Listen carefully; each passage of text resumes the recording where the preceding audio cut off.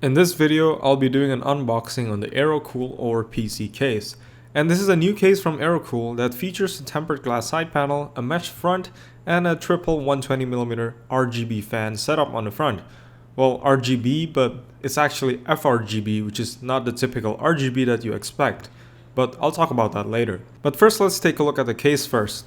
So inside you can see that they include some accessories like the user manual, which basically just shows you where to plug in the front panel stuff and the pinouts for those, as well as the accessories that's included in the case, and the USB plugs like USB Type 3, as well as how many fans you can put in this case. And for the accessories itself, you can see that it's attached to this case using some twist ties in a plastic bag. And inside you'll find some screws like for the hard drives and the fans and the motherboard standoffs that you can use for installation, as well as some zip ties for cable management.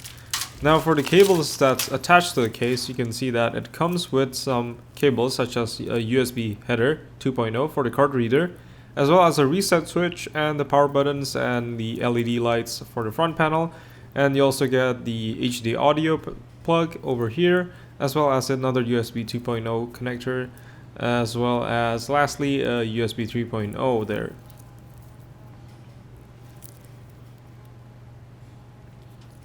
Now for this case backside, you can also see that it includes some Molex connections for the front fans, which is a bit telltale sign of what kind of fans these are. These are definitely not super fancy ARGB fans that you usually expect from RGB branded cases, but I'll show you later how these look when lit up.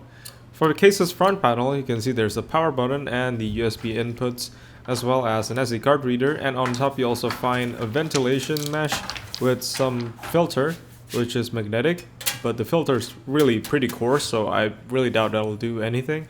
Now for the back side, you can see a 120mm fan mount, as well as some breakout PCIe covers, which is pretty typical on a case in this price point, which is pretty affordable. And the metal that they use itself isn't super thick, so there's a bit of flex on it, but it's really not a big deal because I've actually seen way worse flex on cheaper cases, so in this price point it's actually pretty good in my opinion. And the motherboard deck, it's also a bit flexible, but it shouldn't be a problem once you install the motherboard itself. Now for the bottom side, you can see that there's a ventilation mesh for the power supply intake as well, which is covered by another metal filter, if you could call that a filter, because like I said, it's a bit too coarse for a filter really, and it is attached with this very annoying metal tab thing instead of something magnetic or with sliding rails, so it's not really preferable, but what can you expect in a case this price point? I think it's really not too big of a deal.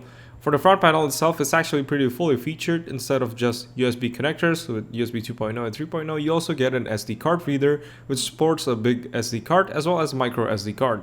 And for the looks itself, it features a tempered glass side panel for the left side, as well as a mesh front panel for better airflow, as well as better RGB lighting on the front. And for the internals, it's actually pretty spacious, and you could probably install a larger motherboard than it officially supports because it's pretty flat. While here on the front panel, you can see the triple 120mm FRGB fan that Aerocool has put in on this case, which are again not just typical RGB fans, but FRGB, which I'll explain once I plug these fans to power.